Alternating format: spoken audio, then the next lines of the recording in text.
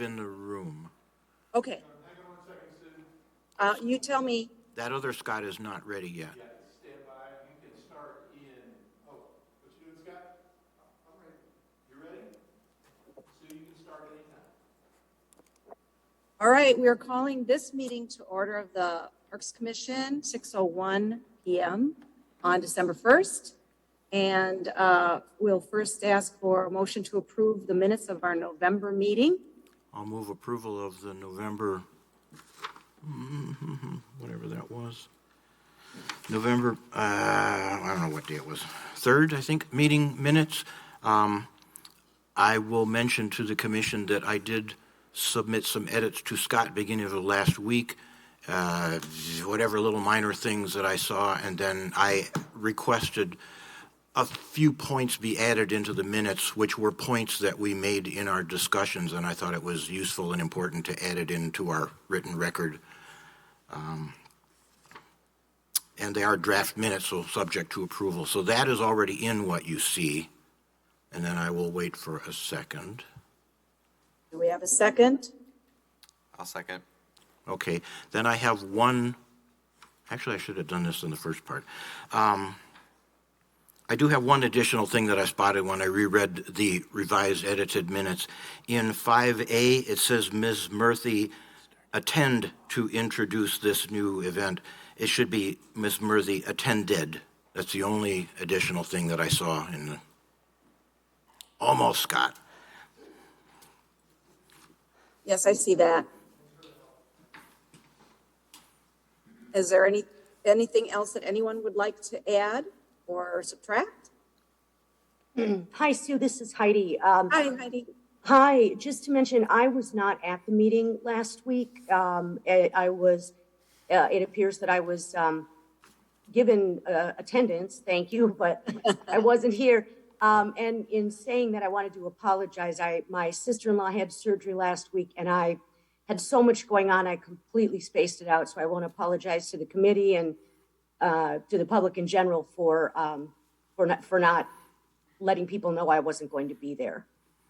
Yeah, I had asked a question about that. I thought you were on by phone. I didn't see your name through the Zoom, but I thought you were in, and I guess Scott thought you were in the meeting. Yeah, that's why you're listed. I usually am, but yeah. Last week just was, well, I guess it was the month, not the week. Last month was a complete nut house, so. Okay, so that's, all right. Move your name to absent then. Please.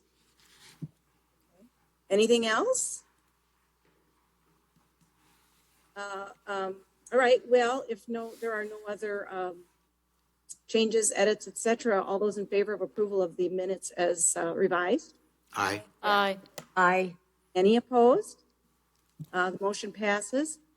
Public appearance for non-agenda items. Do we have any visitors other than those to speak to an agenda item? No. Okay, we'll move on. Motion to, for item 4, review and approve our agenda. Motion to approve? Motion to approve. Second. And a second. Okay, very good. We just have the one action item. Any comments about the agenda? No, not by me. Okay. As written. Okay, as written. Okay. Those in favor to approve as written? Aye. Aye. Aye. Aye. Any opposed? No opposed. That motion passes. So we are on to 5A, our action items, the tree preservation ordinance, tree advisory committee and staff. So Scott, did you want to start with some remarks? Thank you, Sue. Certainly, I would be remiss if I didn't take a second to thank the Tree Advisory Committee and Anna Healy, along with Linda and Craig, who are all here tonight. This tree preservation ordinance has been in the works for a bit of time, so I certainly wanted to recognize the group and appreciate their passion and getting it to this point. So in really just kind of a general idea is there, which I suspect they'll mention, is they've been making the circuit, going around and talking to staff and in different committees and getting their feedback, and that really is what brings them here tonight. They'll gather comments as they go through the process, make adjustments as needed, and then eventually, the council will refer it, and then it'll go back through the approval process. So with that, I'll introduce Anna or Linda or Craig or whoever wants to take the lead. All right, Yeah, I think I'll probably do the talking on. I don't know if perfect. I will get the presentation slides are up. going Thank you, here. Scott. And thank you very much, Scott, for having us here. Actually, and just the taking the time as the Park Commission for all of you to give us the opportunity to talk is very much appreciated. So, So, here. just the kind of high level while the slides are getting pulled up is we have been working on this tree protection ordinance for a while. 2 years. Hmm? We've been working on it for 2 years. Yeah.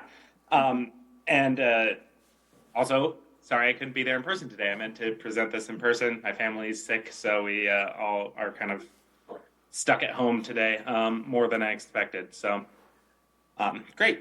Is everybody else seeing? I'm seeing the slides, so I assume that they're good in the room. So, just very high level, we thought we'd talk through the who, what, when, where, why kind of what we're doing, and then go into some questions that you might have so that we can cover anything that people are curious about. The first step we'll go into is just the why. There's no inherent rule that says we had to have a tree protection ordinance, so why are we working on this? A couple reasons. The first is our comprehensive plan, this most recent one and the one before that, both have the goal of developing a tree diversity plan and a tree protection ordinance. So we really felt like this is something that Fitchburg has multiple times included in our comprehensive plan, and as the tree advisory committee, it's kind of our job to push that forward. So that's why we kind of took up the torch to try and work on that. And then the second thing is just the more broad idea of tree diversity, and more canopy coverage is good for the community. It's good for individuals' mental health. It's good for the financial well-being of the city. It's kind of across the board. I don't need to preach to the choir with the Parks Commission here on why green spaces might be a good thing. But and then the third thing, which we didn't quite have as one of our bullets here, but we do have a long-term goal of becoming a tree city, and one of the requirements, a tree city of the world. Yes. Am I getting that correct? Yes. Yes. Yeah, so a tree city of the world, one of the kind of designations that as a city we think would be really powerful and meaningful, requires having some sort of kind of tree protection ordinance in place. So those kind of goals are all very important. Anna, do you want to speak to this next slide, the rural residential development? Sure. So I just threw this in here just so folks are aware. When land is subdivided outside of the urban service area, those applicants are required to bring to Plan Commission these two things: woodland cover. They need to provide a map of woodland cover and a detailed forest management plan to go with that. And included in that forest management plan, there is a requirement for heritage tree protection. So this whole concept, as Craig had mentioned, not only is it in the comprehensive plan, it's something that we're currently doing outside of the urban service area.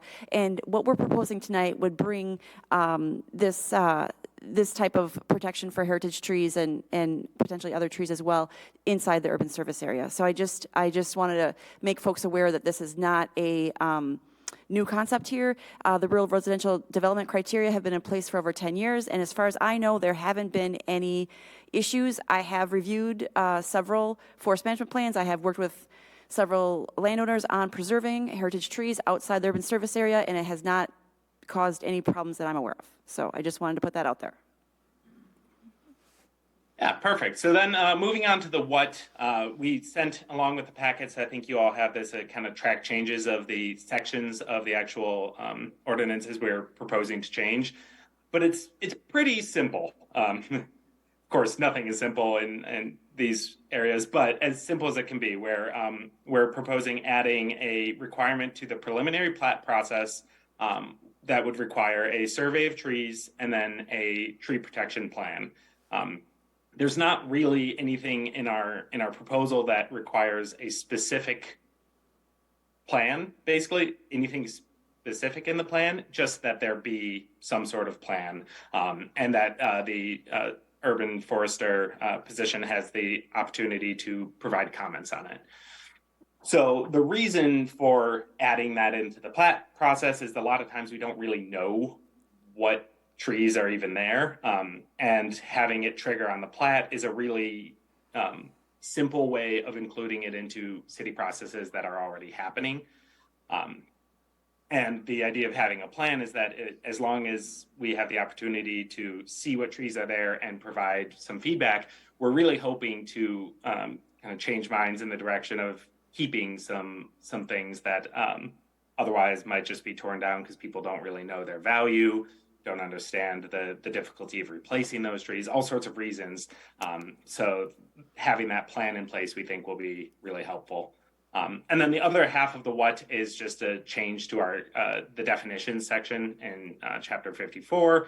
This is just because in our in that preliminary plat section, we use a few terms that need to be defined more clearly. So explaining what diameter breast height means for measuring trees, adding in what the plan would include for a tree preservation plan, those kinds of things.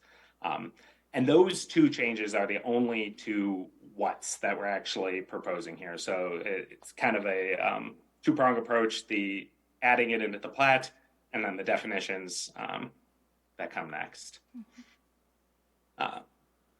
And then the how, talked about this a little bit in the last section, but the preliminary platting process already has kind of a set things that a developer needs to do to go through that process.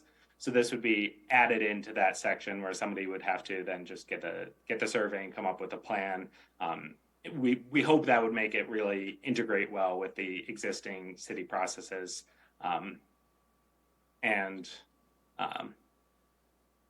Just to kind of, one of the things that is important to note there is that it would be specifically platting. So that's subdivision of land is when that process gets triggered.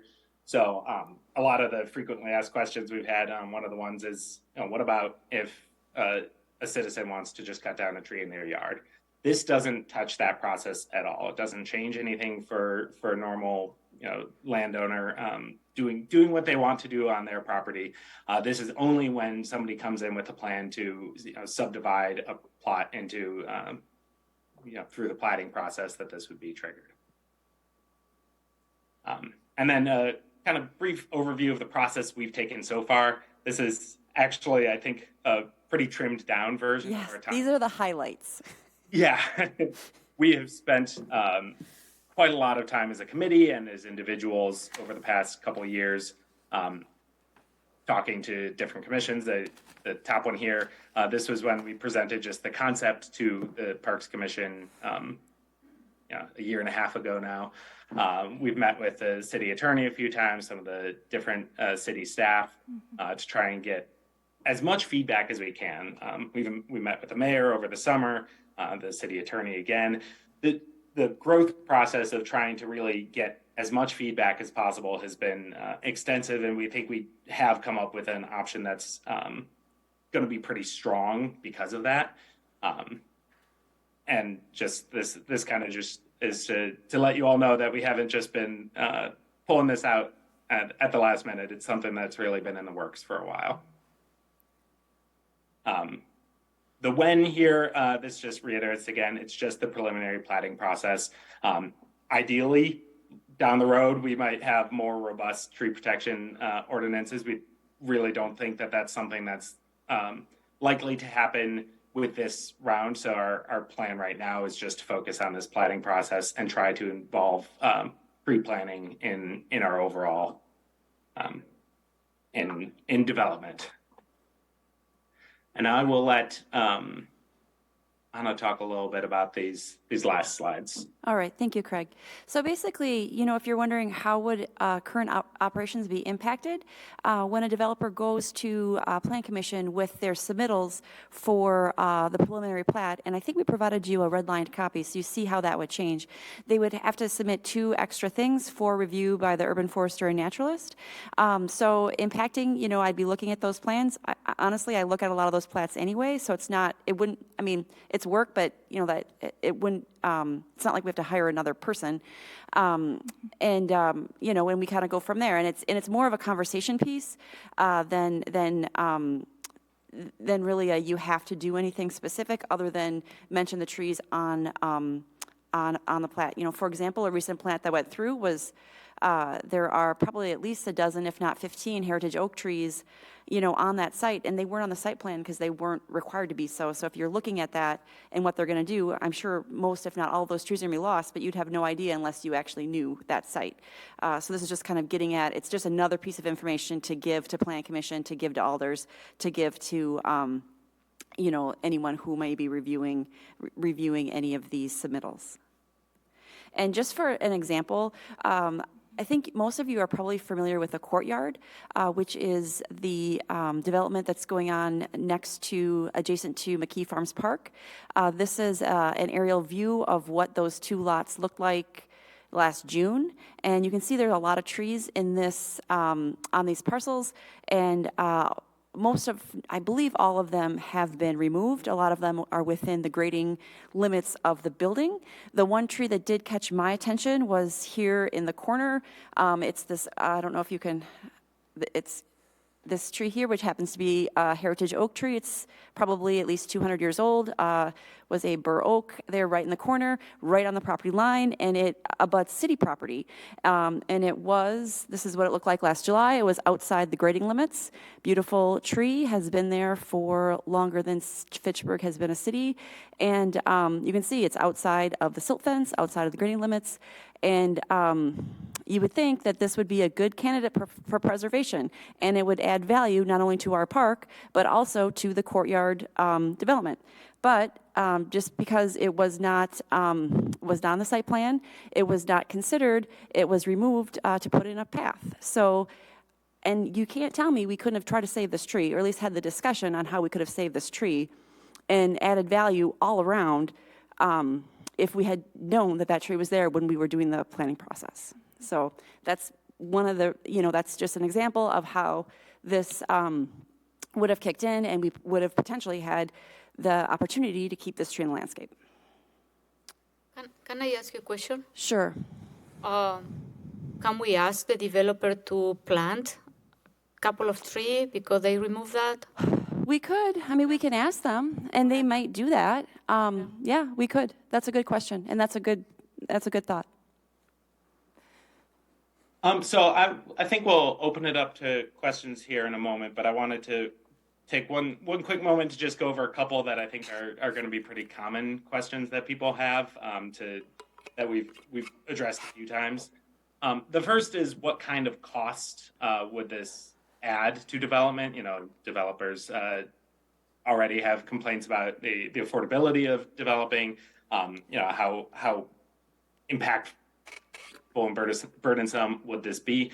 The answer is, in the scheme of a development, a really, really small total. The rough estimate we've got is that it would be about $1,500 a day for tree survey work. A huge plot of land that might add up to a few $1,000s, but it in the scale of these developments, it's really not going to be something that we think will be a terribly big burden for these developers. That being said, the next frequently asked question that Oh, is he frozen? Oh, Craig.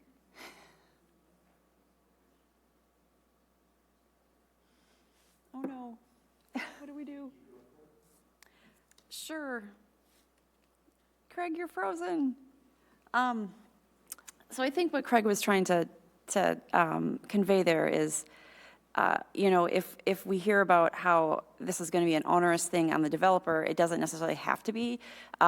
Tree surveys are something that we do all the time. They're not, They don't have to be, super expensive. We just want, the trees that are 6 inches DBH or larger to be noted on a site plan. And you could do that with a drone if you had a bigger parcel. So I guess it's not, it's another thing, but it's not terribly out of the ordinary. They already have to, if you look at all those submittals, they already have to note every, pretty much everything that's on that site anyway. This would just add the trees. And I might add that we kind of met today and strategizing about how to make the no's yeses and things like that. And I mentioned that certainly, the Park Commission I'm hoping would be interested, because typically what we'll do if there's a path or whatever it might be, that they might receive a parkland dedication credit for that. So similar to, well, if we just take this example here, to if it being adjacent to the city property to cordon off 1/8 of an acre or whatever, and then the developer in theory could receive a parkland dedication credit for that. I think that might be a potential strategy, or even the value of the tree. What was the value of that oak tree, and the idea of improvement fees and things like that. And I wasn't committal. Those weren't decisions that I can make, but certainly I think in an effort to try and encourage the developer to provide this kind of information, along with how much did it cost to remove this oak tree? There's some demolition costs that are associated with that. So the idea of, hey, maybe we save money in demolition, we receive some credit, and then we're able to kind of work around it and save the tree. Look, does Heidi have a question? Yeah, Heidi. Yes, I have a couple. So with regards to this tree, when the plat or the development process went in, and I'm not pointing fingers, please, I'm just trying to understand, how was it not noticed that there was a 200-year-old tree there? I don't know what the process is, so if somebody could explain that to me, that would be great. Second thing, Craig, you had mentioned that the cost is very minimal to the developers. I'm wondering what down the line would be a cost to the city budget, whether it's the park budget or whatever. And I know you can't give exact, but just sort of a roundabout. And then the final thing, if we put a plan like this in place, are we then limiting ourselves in terms of what sort of development the Park Commission or the Planning Commission, any of the bodies of government, I guess, that could do going forward with parks? So those are my questions. Thank you. Great questions. I'm going to do them in reverse order, actually. So the third question, it wouldn't actually have any effect on public works. So the public development doesn't go through the platting process the same way. So the parks, roads, things like that, city projects would not be impacted. But that's a great, you got to one of my frequently asked questions. So that's one of the ones that we've had a lot of conversations about. And I think the second one was the cost kind of down the road. Like you said, the real answer is we don't know for sure. Right now, the expectation for city forester time is within the current amount of time we have for that position, which is too little for our city size, regardless of this. So in talks with Anna, we believe that this is something that would not add a sufficient burden to her job to require money out the door. It may, there are places around the platting process that would probably increase in the amount of time, but we don't have any good reason to think that they would be significant enough to really hurt the city monetarily at this time. If we explode in development maybe, and there's a whole lot more of these coming through, there's the potential of it becoming more time consuming than it currently is. But I think then the, kind of counterpoint is that that'd be a good thing if we're exploding in development and the city's growing and all sorts of stuff like that. So it's directly correlated in terms of what we expect to have to spend with how much it's actually getting used, which I think is actually kind of a good thing. Now, the one risk that we always face with anything in the city is that if somebody wants to make a fight out of it, a developer or something, it could become potentially more expensive. But we're talking with the city attorney again soon to get her sense. We believe it's pretty low risk right now, but that's not exactly a legal opinion. So the hope is that in talking with some developers and getting some input, this will not be terribly unpopular. And I'm sorry, I've talked so long, I forgot what your third question was. I think she asked how this wasn't noticed, and it was not part of the submittals. Yes, exactly. Thank you. So if you don't know the so site and you're that's just really looking what at the we're paperwork, trying you don't know the tree is there. We're trying to fix that by having plans that show the tree. It wasn't noticed because everybody looking at a plan wouldn't necessarily see that there was this tree that's really worth quite a lot. The city staff is working with the replace it. developer, so they've already put in a lot of investment. So number one, I learned that. Number two is they typically look at the ordinances, the staff and the developers, of course, and there is no tree protection ordinance.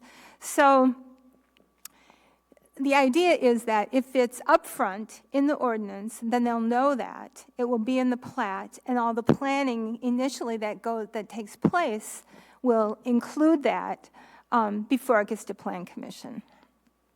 Okay, so just to summarize so I have it correct, the plan going forward then would be to have anything like this that would be sort of, out of the ordinary, or that could be considered a very big bonus to the city, that it be disclosed before any sort of construction is done. Mm-hmm. Okay, I like that idea. That's good. Yes. Thank you. Mm-hmm.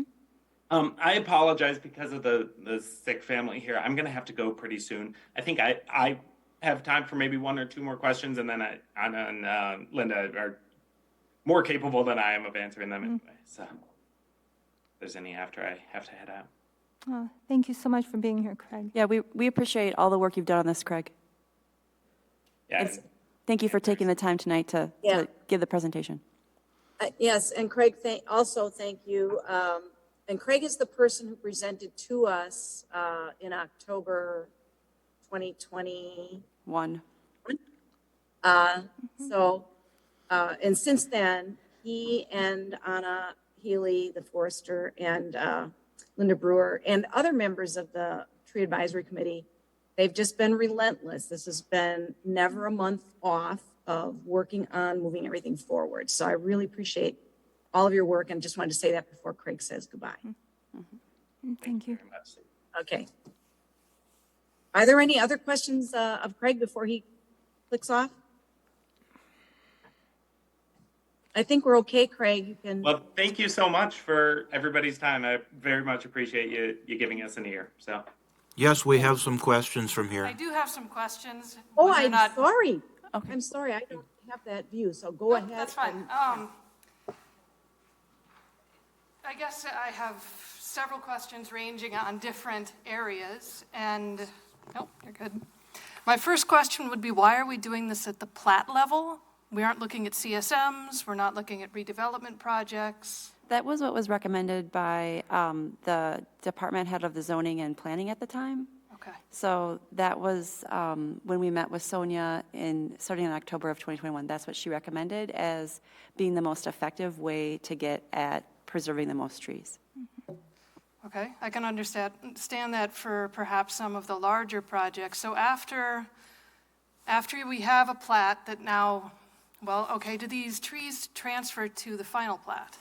Well, that's the question, Right? right? What happens after it's on it? Yeah, because a final That's the plat question, yeah. is very different from something that Right. shows. Right, and that's exactly the question, like, okay, so what are we gonna do with these trees? And this raises that question. Whereas, as Heidi pointed out, they're not even noticed at this point. No, they're not. And even if they end up on a final plat, and I would argue that a plat is perhaps not the place they should be, it could be a supporting document, but perhaps not the actual plat. If a buyer was to come in and purchase one of the lots where this plan has been done, what happens? Well, my hope would be that these trees would potentially end up on public property, potentially on dedicated parkland, so they would be the city's responsibility. Okay.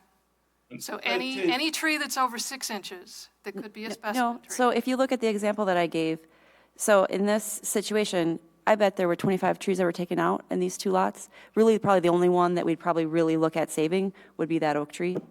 The rest of them were within the grading limits. There was nothing we could do. They were not nearly as nice as this tree. This tree was outside the grading limits, right on the edge of city property. It wouldn't have taken, in my mind, we could have figured out how to save this tree. Oh, yeah, I absolutely agree. You could have figured out a way to preserve that particular tree. I mean, it's practically, I mean, it's right on the property line. Absolutely. I'm trying to figure out from when we get to a preliminary plat level to plan review. Right, and that's the question. How do we deal with that gap? Because a preliminary plat can happen, but most of the times those are individual residential lots. So if a resident purchases a single-family home lot, The preliminary plat is not what you're describing. That's when the developer goes to plan commission to say, hey, this is what we're thinking of doing with this correct. large That parcel. is when they come in and say, this is what we're To answer thinking the about broader doing. question is we don't have, as the city doesn't have the right to tell individual property owners that they can't cut down their trees on their own house lot if they want to when they buy it. Exactly. So we're asking a developer to produce a plan where the trees show up, but then whoever buys those individual lots. Well, if we were to save those trees, they're not going to be lotted. That's the whole point. Like, I think what you're thinking of is maybe in Oak Meadow, where we did all this, in theory, tree preservation work during the initial work. I worked on Oak Meadow. Yeah, right. So, and then the houses were built, and most of those trees were lost in that process. And I think, and that's because it wasn't really clear who was responsible for what, and it was sort of like, okay, we're going to save these trees. To be honest, a lot of them were probably pretty damaged by the time those people bought their houses. So it wasn't like, and I wasn't here at that point in time, I just reviewed those documents. It didn't seem to me like there was really a commitment to saving those trees from the start, because you're right, they showed up on the plans, and okay, now we're going to save this tree. In theory, it's not going to come down when we're putting in the sidewalks or whatever. However, when people built their houses, most of the time, a lot of those trees were impacted, and even some of the ones that were quote-unquote saved had to come out because they were damaged so badly in the construction process. So so I think we need to choose carefully, and if we're going to keep a tree, exactly what you're saying, it needs to be thought through, but at this point, unless someone intervenes, like, I'm not sure exactly how that whole Oak Meadow thing came to be because I wasn't here, but hopefully at least they can start the conversation and we have a chance to do something, because at this point, there is no way to even bring it up. And by the time, people, and I get calls all the time, like, did you know this tree's coming down, that tree's coming down? I'm like, well, it doesn't matter what I know. It says the plans are made and the tree wasn't included. And So I think that there needs to be a multi-step process, because yes, the first time we get the opportunity to see this is during the preliminary plat process for these much larger developments. But then there's a second step when you're talking about plan commission and whether or not the developments that are proposed for individual lots are meeting, perhaps we need more stringent landscaping ordinances that talk about preserving You're preaching Right. to the choir. I think we would yeah, love- and that could be our next, absolutely. and that could be our next step. I mean, Yeah. right now we've got zip, so this Well, is. that's this is why I'm the saying, first. how do we plan to get from here's an initial step to actually having something that we're able to implement? Do you think when we're the going to quit? development plan Do you gets think there? we're going to quit on this? No, I hope you don't. No. So, I mean, We're not going to quit on this. All right. So- Thank you for having me. yes, thank you, Craig. So another question would be, what's your plan for when this happens during winter? Well, that's not hard. Okay. I mean, what would be the problem with winter? Simply that it may be more difficult potentially to have an arborist come out and correctly identify trees. I think it's easier. Right. To be honest, I think it's easier, but And you talked about potentially having a drone picking these up. you could do that. So that was You going could to be do one of my that. questions, whether or not it was going to be drone footage to actually do the identification, or did you need a surveyor to pick them up, which can be very difficult in dense areas. Although Yeah. it looked like the information you provided, you were giving them. A drone could do it, if you want to do a drone, great. However, with the information's fine. Okay. I didn't know if you wanted these accurate within 1 foot or 10 No, 10, we'd be happy just to, to get them on. just to get them on there anyway. We can. So yeah, so drone would be fine. I think drone would be fine, just to give us an idea. Because like you say, you know, an example is courtyard. It's not, example, we're obviously not going to talk about saving trees that are where the building's going to be. I mean, it just doesn't make sense. Or where there's obviously going to be a road or something of that nature that's not, you know, that's obviously not negotiable. But, you know, it would be worth the conversation for our lovely oak tree. So, but I think you bring up some good points, and I do hope that, you know, we could continue the process and actually get some more meaningful tree preservation. And I do think that start with the Oak Meadow was great. It's just that it wasn't really thought, to your point, wasn't thought to the end of the process. And if I might just interject too, when a developer comes into the city, the planning department has done a good job, and because they know that the Parks Department is involved in it, so they'll send them to my office, and then if I see a grove of trees, I say, well, hey, how about let's work the preliminary plat and the final plat around that. So it really is kind of baked into the preliminary plat at some point, potentially. Yeah, no, I think the work you're doing is great. I'm just hoping that we can Yeah. feather it further into the development review process. I think that would be great too. That's what we're hoping too. We looked at several cities about our size who have plans. Mequon was one of my favorite. Yeah. Wilmette, Illinois was one of your favorite. On Alaska, we looked at initially. So we've been looking at a lot of different plans. So we're looking at this as a first step, but And we have more plats than any of those places, to be honest. I mean, we've got more Well- plats coming through than any of them. And I think for me, that's part of the urgency, is there's so much development occurring that we're losing out on opportunity with every new development, with every loss of something like this 200 tree, and that the equivalent of a 200-year-old tree, an 100-year-old tree, a 40-year-old tree, 20-year-old tree even, is not the same as planting 2 new ones or 3 new ones. It's not the same. We'll take that. Yeah. We'll take that too. We'll take whatever we can for reforestation and everything else, but it makes a lot of sense to preserve what we can. I'll just provide a few Pat, comments. go ahead, whoever's, I can't see who's asking to go next, so just go. Yeah, so I would say, I think, I totally agree with sort of your conversation about then how we move this on through the process. Perhaps at, you know, site plan review stage, you know, that comes before Plan Commission and other bodies too. And I've had to personally prepare those types of plans Right. in other municipalities. So it's not something that isn't done other places. So I think it's totally defensible if that would be the next step to, you know, codify that for Fitchburg. Because then, you know, it's not saying that you can't remove trees, but it's making developers defend when and why they are going to remove valuable trees. So it gives people at each stage of the process the chance to say, hold on a minute, you know, why are you doing this? Is there a better route? So yeah, I think it's a great idea. And then starting with it at the preliminary plat stage allows not only the city, but I mean, even designers involved in the process, they can't make smart decisions if they don't have all the information in front of them. So this is forcing developers and their design teams to be more comprehensive about the information they gather, so then they can create a smarter plan for whatever that development is they're doing. So it's, in a way, it's making people do the work at the quality they should be doing in the first place, but isn't always done. So I think that, you know, we can stand behind this in that regard also. Yeah. Great. Thank you for the comment. Thank you. I have a question. Is it a problem from what you've been talking about that, let's say at the preliminary stage, that the city could have an interest in the trees and say we'd like to save those trees, but then as the developer goes along through their later steps, that you mentioned like someone could buy a private lot there in the middle of the development, like maybe like advanced before a house is even built on it or something, then they're going to build their own house. Is this something where when a certain lot in the whole plat turns into a private lot, then that private owner is suddenly like exempt from these rules because they can do whatever they want on their private property? Yeah, they would be, and that's what Katie was bringing up.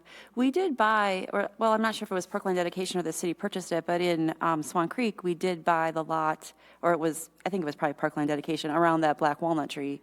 So it's not, I mean, to Christopher's point, like, if you know the tree is there, you could potentially work around it, and I think that was how that worked, was that that lot was set aside for that tree, and it was part of the Parkland dedication, is my understanding. Yeah, that was the one way to the north in It Swan is, Creek? yep, Yeah, I yep. remember, yeah. I think, as I remember, Phil Savium just came here and said, well, there's something about, he couldn't put two houses right there and have the tree in between them, so he Right. just decided and offered, okay, I'll just give you the lot that has Right. the black walnut on it. Yeah. And that was good of him to do that. But This is a shame that that tree was taken down. I agree. I really was super hopeful, but, and I did try, but it was like, there was no, by the time I got involved last summer, it was too late. This project was 10 plus years in the making, at least, I think. I don't know. I mean, it was, right? You know more about it than I do. It has a history, but there was no activity for it. Right, it has a huge But history. I thought, because I live like 2 blocks away from that development, and I received a lot of email from the neighbor asking me what happened with the tree. Oh. And I didn't know because I thought that tree was in the city property Right. because of the location. So I was confused, It's probably 2 feet into that lot. I mean, it's right on the line. So you're right, yeah, you could mistake that for a city tree. And like I say, with something that close to the edge of city property, outside the grading limits of the project, had it been known that that tree was there, But they never informed the developer, called the city and say, we are planning to do that. What do you think, guys? You know what I mean? Like list. I think it happened at some point, but at that point, there was, I guess, and I don't want to speak out of turn here, but there's a path. But what ended up happening, I thought, was that the city said, okay, we'll put the path in the middle here. We'll put the path in the middle instead of having the path come from this, because they were trying to hook up, I think, to this path. Path on the back too. Yeah, okay, so that was the situation, and we couldn't, and there was like not an easement or something, I don't really know the details, but if that had been, to Christopher's point, if that had been talked about from the start, it would have been on the table, it could have been thought through, but when you're kind of reacting, it's really hard to work these things out like afterwards, and that's when it does get expensive, because it's like, well, we already have all these plans in place, we've got all these contracts in place to do this, oh, whoops, the tree's in the way, can we save it or not? And the answer is, well, probably not, so. I think it was it cut down after the sidewalk on the very edge of their property was already put in. Yeah, So anyway. yeah. So then, just to understand what you are working on for your ordinance here, tell me if this is right. I think that what you were saying was we already have a tree protection ordinance for the rural Yep. areas outside of urban service area. That's this. This And is, you are editing and clarifying some definitions and such in there. so this is for outside the urban service area. If anyone comes to Plan Commission, the submittals they need to submit include these two things. Okay. So whenever someone who is trying to split off a housing unit or however that works in outside the urban service area, they're required to do these. And I've worked with several landowners on this. It really isn't that. To my mind, it hasn't been that big of a deal. Sometimes, it's something they want to do anyway, and they want to know what's on their property. And so what we're suggesting kind of is a little bit of a mirror of this in the urban service area, which is basically, when they're submitting their preliminary plat, to Christopher's point, adding this information. So it's just so everyone knows, like, hey, there are these trees, on this plat. An example would be the Hartung property. Like I say, there's at least 12, maybe 15 heritage oaks there. They're not on those plans. And if you don't know those trees are there because you know that site, you don't know those trees are there by looking at those plans. So it's adding another layer of information so people can make informed decisions and smart design. Would this be then, you mentioned the rural residential cluster proposal idea that is possible where it's not in the urban service area, so that's out in the rural. And then Yeah. also if a developer, And this has been in place for 10 years. if a developer buys some land that is outside of the urban service area, then maybe they would be kind of all at once requesting to be added into the urban service area, but at the stage where they first do a preliminary request, they're in the rural area, so they're covered by this ordinance already. Yeah, Okay. they would be. So then what you are saying is you want to expand this ordinance to actually cover the urban service area, Yeah, which it's not right now in effect. right. Okay, Right. that's So kind of I strange mean, that it's not, but, I mean, they're kind of this, it's very, like what we're proposing is very similar to what we're doing outside of the urban service area, so. yeah, some of my questions, when I went through your one page on the outline of the intent, I was wondering why it was referring to the urban service area and what about the rural, but as you say, it already is in effect in the rural area. So like, just for examples, it already covers the parks that are out in the rural area, Perry J. Shoppy, Briarwood, Oak Ridge, Country Vineyard, as well as the oak trees that are along Irish Lane, which is a road construction project coming up in the next few years. That's true, but unfortunately, you know, road construction wouldn't trigger this. But yeah, you're right, that is the area we'd be talking about if that became part of the urban service area. If I'm understanding your question. Okay, yeah, just otherwise, I see in a couple of things that you quoted here, the one from City of Mequon about unlawful to, et cetera, any specimen tree, I really like that. Yeah. And the one down below there from Wilmette, Illinois, ensures sufficient tree replacement, I like that too. Yeah. Could you, I guess, just again to understand, all the red line in the text that we have in our packet right here, these are the clarifications and additions and such that you're proposing to improve the ordinance? Yep, so basically what I did was I just added this as 9 and 10 under the preliminary plat process and then changed the numbers of, I think, 11, 12, and 13 or whatever it was. So it's an insertion is basically what it is, and it shows up in red because that's what it looks like when you redline. Yeah. And the same thing for this is it shows up in red, but it's an insertion. It's not really changing anything. This is inserting clarifying language, and then this is just inserting another requirement for preliminary plats. Okay, So- so that's your clarification and improvements onto the existing ordinance, which, as you're saying, is already in effect for the rural, and then using the whole thing and applying it to urban service area. In a nutshell, yeah, Okay, good. yeah. Oops. Other questions? Just fire away. I have another question. Is there any language existing, I imagine it's not part of the preliminary plat process, but of the entire development process, is there any language now, and if not, maybe there could be, that would require, if trees that have been designated as desirable trees or anything like that and if they are to be removed and it's approved that they'll be removed, is there any requirement that they be replaced, and if so, at what ratio? I wish. No, I mean, and we looked at kind of doing that. It gets a little bit complicated because there's some ratios that are like, an inch for inch replacement. That's what Wilmette does, is they do kind of an inch for inch replacement, but that's not always possible. So then they have this cost formula. So, I mean, I wish we could do something like that, but it got a little bit complicated, and we thought, well, to Katie's point, let's start with this is the first step, and maybe we can get to something like that. I don't know, but that would be great to eventually get to that point. And that would be, that wouldn't be determined at the plat level No. anyways. That would be further down the Right, downstream. down the stream, but that's certainly something that I think we could consider. Yeah, yeah.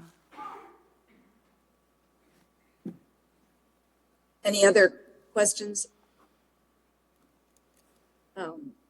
Well, one of the things I wanted to, first of all, thank everyone for their questions. And one of the things that struck me as we're going through all this material is that if you're talking about land outside the urban service area, there's a process. And as soon as you step across a line, there's no process.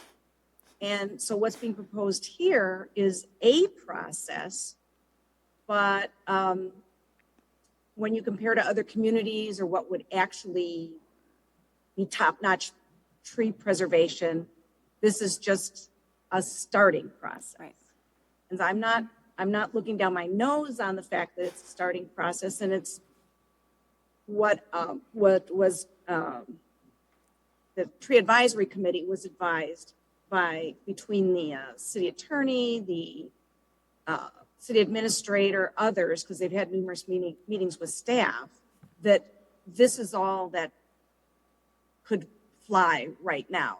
Am I saying that correctly? Yeah, more or less. I mean, if you look, I mean, this is just the highlights of all the meetings we've had. Linda wrote them out, and it's almost 2 pages. So we've been talking to a lot of people, and we started a little bit more aggressive, to be honest, and thought we were so cool. We did. We had a standalone ordinance, yes. We did. We thought, oh, this is awesome. But then, but then you start talking to people, and they're like, well, actually. So, and we kind of had to, rein ourselves in a little bit. So that's kind of where we're at. So That's the why about this. right. Because, we have, I heard someone say, preaching to the choir, everyone sitting here is very much interested in doing the right thing. Yeah. And so I really appreciate everything you've presented and all the good questions everyone's had. And so I hope if anyone has anything else to add, they will. And if anything comes up later, just let us know. I mean, we're not far away, and we're happy to Right. talk to whomever, whenever, if there's a question that you think of, later on, after you've had time to think a little bit more or whatever. We're happy to, chat with whomever. Yeah. And actually, you're scheduled to meet in front of the committee of the whole. Yeah, we are. Craig was nice enough, Craig and Linda were nice enough, well, Linda, I think, organized this meeting, and Craig got us on the committee of the whole January agenda for, 25th. January 23rd? 25th. 25th, sorry, yeah. So, and then we need to get to Plan Commission, I believe, in that time, too. We haven't scheduled it yet, but that's our goal. Yeah. So, but we wanted to start with you all first. Could So- I also suggest a resource conservation committee? Yeah. You might get some really Yep. good input from them. Yep, that's true. We went there once. Craig went there once. Oh, okay. But you're right, we right. should probably go back. He went there after the last, so he came to this body. Man, it's been a long, okay. Let me just look so I don't say the wrong thing. I don't know if we So got it. after he saw this body in March of 2021, I thought he went to RCC. Maybe he didn't. He might have, I don't know. Huh, anyway, now, I no, mean, you're right. We should go there. Yeah. Yeah, your information is really much more tailored now. So Yeah, just knowing, that's an interested group of people. you're right. And Yep. they might really have some good input for you. Right. Yes, no, that's true. I thought we had been there, but I guess maybe not. I don't know. But we greatly appreciate your very thoughtful Yes, absolutely. going over the materials and your suggestions and your questions. And please continue to, we're very interested as this goes forward, knowing what your thoughts are. And please don't hesitate to get a hold of us, one of Yeah. us. Let me ask something. How would you foresee this working with an ordinance in place? Would it be that the developer has to alert you as the forester that they have trees and ask you to review them? Or kind of in a not too good way, would it be the idea that a preliminary plat would be referred to the tree advisory committee every single time, and maybe the park commission every single time? How would Well, that's, city staff or such be notified there's trees to check? so we would make comments. In this preliminary plat process, there's staff comments. Okay. And so, this would come up, I'd look at the trees, kind of like now I review all of the tree planting plans that the developers come up with for the streets and make comments and work with the developer. This would work similar to that, although I would make a comment on the when it gets referred around, what is that called? At any rate, I'd submit a comment to Plan Commission, and they can do with it what they need to do with it, and then the council knows. I mean, because there have been alders who have called me and said, like, why didn't you tell me that this tree existed? I'm like, well, I didn't know either, So it's kind of, it's a piece of information, and to your point, Christopher, it's not that unusual to have this information from the start, so you can do smart development. Well, and as part of the Park Commission's review of the preliminary plat, we could not only do trails and parks, but we can talk about trees and those kinds of things too, so. Yeah, but that's unusual for us to review a preliminary plat, It's isn't it? been, Wait, no, we're in the pipeline now. Oh, okay. Yeah. Yep. So 'Cause that we- I know you said for Terra Vesa over there, we had the preliminary plat review at our November meeting. Yeah. And you also mentioned that that was really the only stage of Terra Vesa that we were going to see regarding that. We weren't going to see it again. Well, right? because that's the last piece of it. We saw it at the beginning. It was, and then we received, then they proposed a park plan idea, and then that just continued through the whole plat. So this was the final phase of that Terra Vesa development. And this tree that I have a picture of, that tree was lost to a subdivision. And, if we had known that was there, well, I'm not going to say too much more about it because we keep, Where was that tree? I'm not going to say, but it's, it's a different one, but Because in that parcel, the 53, 54 parcel, there were a lot of trees yeah, there. right. Yeah, so, I mean, I don't want to miss Heidi. She has a oh, question. whoops, sorry. Just more of a procedural question. When CSMs or plats come up, does a staff member or a commission member from either the planning commission or the council at large, does somebody review that land in person? I don't know. I don't know. I truly don't know. Well, I'm just asking. I know you guys are, I've worked to the brim. I'm not suggesting that you need more work. But, having worked for a small municipality, I know everybody's sort of stretched thin.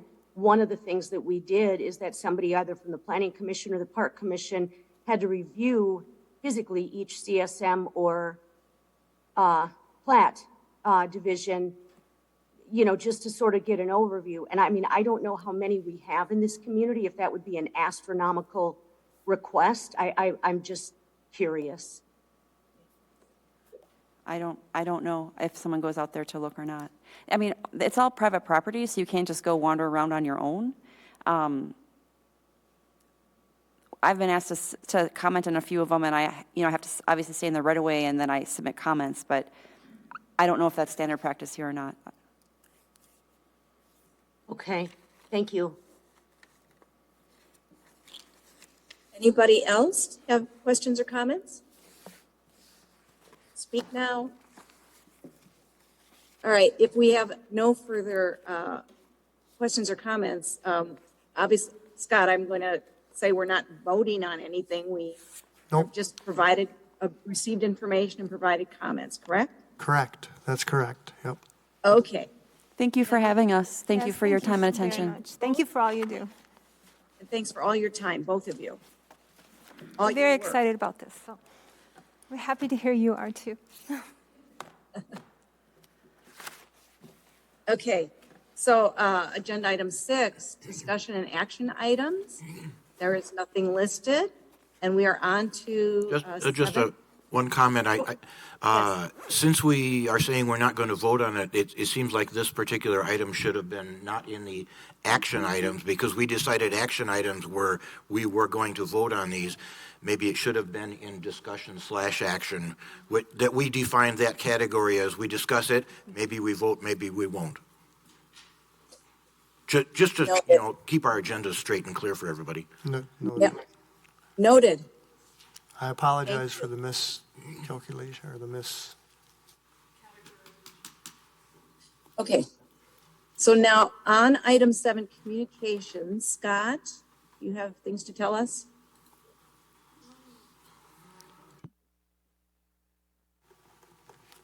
Yes, I did want to share that the Hillside Heights Playground has been installed. We did try to do some renovation around it, but with it being so late, we'll have to do some additional renovation around the structure in the spring. The reclassification of Stoner Prairie Park from a neighborhood park to an area park was successful. So what I'll do now is I'll go back to the process that we were working on, where I'll do a public meeting, probably not until the first part of next year, and get that information out, and then we'll circle back and do a full approval by the council of the Stoner Prairie Park plan. And I did send to you, we were thankful for the $200 donation from the Lions Club for the inclusive playground. And there are some, and what I've been trying to do now too, when the item or informational update comes up during the meeting, I'd like to try and get that information out to you, prior to the next meeting. So hopefully that's, working well for you in lieu of a future agenda item kind of thing. I know you've asked for a couple updates, and I wanted to share those with you as soon as I could. But that's all I have, Sue. I want to mention something in communication here. A few days ago, I was going by on Fish Hatchery in the dark, and I noticed the light on in the gazebo in the Gorman Veterans Park there. So I stopped in to look at it, and yes, they have the gazebo up. I think they put it in like right after our November meeting. It looks like a really nice gazebo, and it's got the light on top. I know they're going to do more with it, with the kiosk inside and everything. What I would like to suggest, based looking at that thing, as I say, it looks really nice. I would like to suggest that you find the source of it and the cost of it.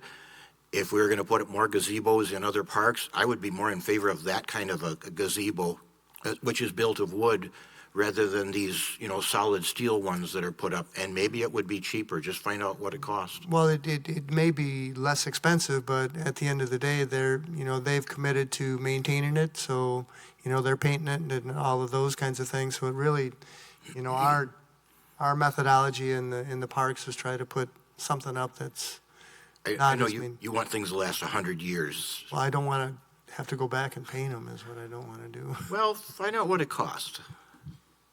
Well, additionally, too, they had some benches and things inside the gazebo. Yeah, I mean, it actually looks bigger than some of our other park gazebos, I think. I didn't measure it yet. Thanks for sharing that, Patrick. Okay, staff reports. Anything of note? Anyone like to ask or describe? I would if there's no one else. Yes, go ahead. Okay. Sort of a general comment on all of the reports here at first. Okay, to start with, I've had multiple conversations with various people, and a common question has come up, and I think it's a valid question. I've wondered about this myself. So the question is that at this time of year, the mowing is all done. There's no snow to plow yet. The shelters are locked up and the trash collection is done. So the common question is, what does the park maintenance crew do at this time of year? I don't mean to make light of that, but certainly we move into the urban forestry and the pruning and tree removals and those kinds of projects. So and then preparing for skating rinks and things like that. So we do transition from one season to the other. So there certainly isn't a shortage of things to do, that's for sure. Yeah, and I recognize that, and I was looking through Jordan's report, and I see some of those things there, like the ice rinks and such, and winterizing shelters are done already. This is a November report. And then I was kind of thinking about all the reports right here, and this is what came to me here. Just to compare all of them together, your director's report for yourself of what you work on, that's a one-page report. And the city forester is one person, and she has a one-page report, and actually looks like kind of the best reports because it's the most comprehensive of all of them. And she's 80%, 4 days a week. So she has her report. The rec department is two people, and they have their one-page report again. The parks report, though, from Joran, it just seems kind of thin because there's 7 of them. There's the supervisor and then 6 crew in the summer and 5 in the winter, I believe, correct? And so for like 7 people, I don't say that it needs to be 7 times as long as the others, but it just seems like it doesn't acknowledge everything that the crew is doing. And so I would suggest that maybe you discuss with Joran maybe some ways to improve the parks maintenance crew report so that it more acknowledges and gives credit to the things that the crew is working on. And just a couple of things, a couple of ways that might be, I was thinking of, is maybe there could be one section that has the things that Joran exclusively works on. You know, in here it's, you know, purchase orders, let's see, hub design meetings. He's probably the one that goes to the meetings. Planning for 2023, that would be his responsibility. Various of the others he may be working on, I don't know, mostly they're crew things. But it might be like one section that has Joran's exclusive responsibilities that he's doing, and then another section is what the crew, especially, maybe Joran also could be doing. Or it could be another version, might be that you have all these lines like this, and then I've seen this on crew assignments that Joran does. You put initials into at the front of it for, you know, JF for the Joran Friedland's things that he's working on, and a letter C if the crew is also working on that. Something like that. Just I would ask if you could discuss that with Joran and see if it could be a little more comprehensive, a little more credit to what they're doing for all 7 of them, and clarify that. And see if he's agreeable and willing to revise his report. He's too busy doing a lot of stuff. This is, I'm thankful that he's kind of giving you a general idea of the things that they're working on. To ask Joran to put a day-to-day kind of thing. Not day-to-day, not even week-to-week. It's just, you know, I did work in state government, and state government, you had to do weekly reports and sometimes daily reports like this. This is a monthly report. So it's just my opinion as I looked this over and I compared and I thought about the number of workers, you know, that are in each report. And for 7 of them, it doesn't just seem to acknowledge or give the credit to the crew for everything that they're working on. Can I make a comment? Yes, please. So, I don't see this type of reporting in other committees with the staff. So I think they're doing a pretty good job. At least we have a page of things what they're doing, because we don't see it in other committees what the staff is doing. So Could ask them. no, but I think they are, so I want to tell you that, I don't know, I think it's a good overview. I don't need to go to details, and they are providing more information that other committee members, staff are providing to committees. So I want to make that clarification. Okay. Well, I mean, I would it's like my to opinion on second this. that. I would like to second that. Having worked again for a small municipality, I know how hard these guys work, and gals. These bullet points are really just designed to give an overview. They can either spend their time doing the work or they can spend their time reporting on the work. And no disrespect to the state government, but I think we could all agree that municipalities typically are going to have more to do with less people. And at some point, we just sort of have to trust the people that we've hired to do the job. And then if there's a problem, then we bring it up. But my personal opinion is I think what they've got here is sufficient, and we should be able to read between the lines. We're all business people. Yeah. And I will also add, I appreciate Patrick's sentiment in asking the question, because he's using phrases like them getting credit for the work they're doing. But when you look at things like, ash removals, I mean, it's taking a lot of the group to do that, mulching playgrounds. It's obviously no one person does all those things. So I guess, Scott, take this opportunity to thank all the guys. Have Joran pass that along. Will do. Because we want them to be recognized. Well, and I think to the general point, this is kind of the categories, if you would, and to Heidi's point that there's many, it's not just one ash tree, and this is just kind of an idea of the operations that the guys are currently undertaking, which I think it's good. I think it's good that the Park Commission is aware of the types of things that the crew is doing, but to ask them to report more details and things like that, I would be afraid that it wouldn't go over well. Well, I'm not sure about, if it's more details. It's just, I don't know from reading this that there are other things that the crew is working on that it just didn't come up, just didn't think of it, didn't remember, and didn't put it into here. There's 7 of them versus 1 or 2 in these other reports right here. So that's why, the question has come up. What are they doing this time of year? And well, they obviously have things to do. So I want to, see them get credit if there's more. Oh, well, and with the, with the mowing operation, for example, there's 4 of them that are constantly doing the mowing. So Right. It's same thing with ash removals. It might be, 4 or 5 of them that are doing those operations. And I certainly appreciate that, you're interested in what they're doing, and I appreciate too that from your standpoint you want to give them credit for the work that they're doing. So in which I'll share that with them. Because like I say, in conversations with other people, this has come up. What are they doing nowadays? Well, I'm sure they have work to do.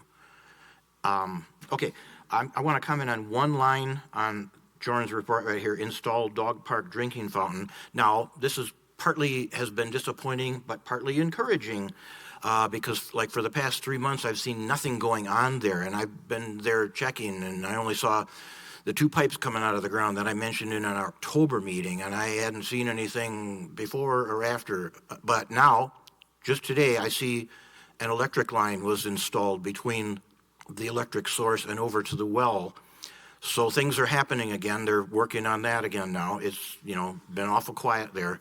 I'm hoping that the plan there still includes, as from the discussion among myself and Jake and the dog park advocates and yourself and Joran, the 2 lights that were suggested actually by me, of 1 wired-in light at the entrance gates and 1 wired-in light at the well, since this is now a wired-in electric service into the park. I hope that hasn't been forgotten. It's under consideration. Okay, all right, good. Because the electric line goes straight from the green box straight to the well, not anywhere near the entrance gates. And in fairness too, it's we're not, we work with contractors to do that work, so we're kind of subject to their availability and timeline and things like that. And Joran, I know Joran is after them to get it taken care of. So Okay. we're moving it forward. Okay. We've got we've got the drinking fountain, so it's all. Yeah, that's why I say this is encouraging to see some activity there. I know it's not going to be operational in 2022 for the well, like, was discussed. It'd be nice if a light was put up, if the electric service is going to be put up, because, we're in the dark of winter now. Okay. Do we have any other questions or comments about the staff reports and updates? No? Maybe just one Go quick ahead. hub update. We're kind of moving into the construction documents phase of the project. They did design, and then they actually did a bid or an estimate, and we were in budget, so it's continuing to move on. So. Okay. Future agenda items, I still have on there talking about Southdale Park. And is there anything else anyone else would like to suggest as a future agenda item? It's our chance to.